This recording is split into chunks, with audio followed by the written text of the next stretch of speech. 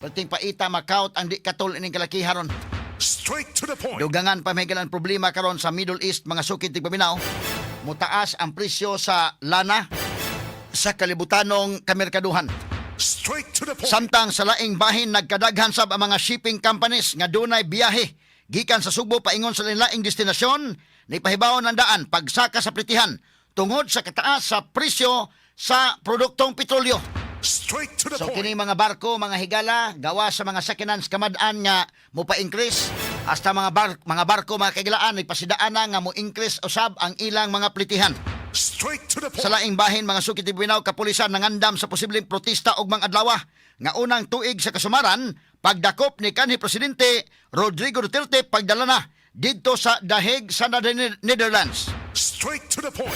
Sa katuig naman day inday keno ug bang adlaw naman day paspasas mga panghitabo mga sukit tig paminaw ato sa nitagag pagtagad lubutaga sa atong pagban-uban mahigalan ning atong tulumanon ug inyong tulumanon. Straight to the point. Samtang US President Donald Trump nihulagway nga big time or big mistake ang pagpili sa Iran sa bag-ong supreme leader nga si Mujtaba Khamenei or Khamenei ang anak sa napatay nga kanhi leader sa Iran nga sa Ayatollah Ali Khamenei. Straight to the point. Wala kong giingon mga kaigsunan kay ang anak man maoy nahimo ron nga ilang gipili dunay succession. So may tabo ini mo lanat paninggira ining kalakiharon. Og tan-awon tani mga higalag unsay dugang pamaagi ni Donald Trump og ni Israeli Prime Minister mga higala Benjamin Netanyahu unsaon nga pagpamaagi ni nga madali ning gira didto sa Middle East. Kay karon may galang anak man maoy kwan namatyan sa amahan. Ang nipuli unta pirmiro may gala si Ali Ayatollah Arafah pero namatay sad mga sukid tig paminaw. So unsa may tabo ini ron? Medyo malangan ang gira. Sus kung malangan pa mga sukid tig paminaw kay wa pay sign nga mosurrender ang Iran.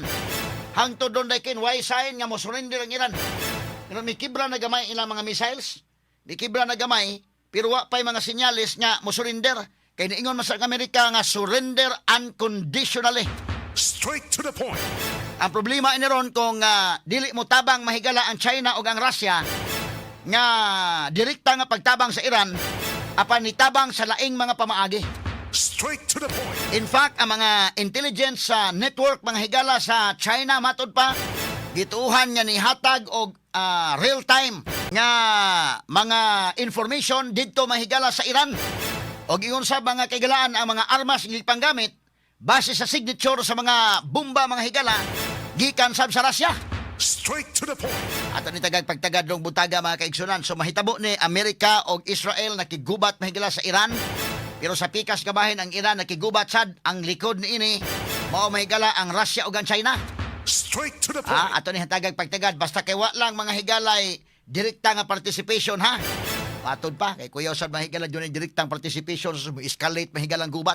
Straight to the Kato sa point. pagtagad do butaga sa atong pagbanuban mahigalan ning atong tulumanon ug inyong tulumanon. Straight to the Og point. yun man ang atong pagpadayon sab sa hisgutanan labot sa pagbisita ni BBM. Didto mahigala sa New York working visit kuno kini didto mahigala sa New York kay tuwa dito mahigala ang United Nations sa iyang working visit. Ato sa nitagag pagtagad kay gisugat og dakong protesta. Ingon ka may gala asa man ibutang sa BBM nga ara sa atong nasod dunay protesta. Pag-abot ito sa Amerika giprotestahan gyapon. Ato ning pagtagad lubutaga mga kaigsunan sa atong uban usab ning atong tulumanon ug inyong tulumanon. Kini guban pang mga iskutanan niyo mabati exclusive over DYHP RMN Cebu. 612 sa dial sa inyong mga radyo sa 93.9 IFM.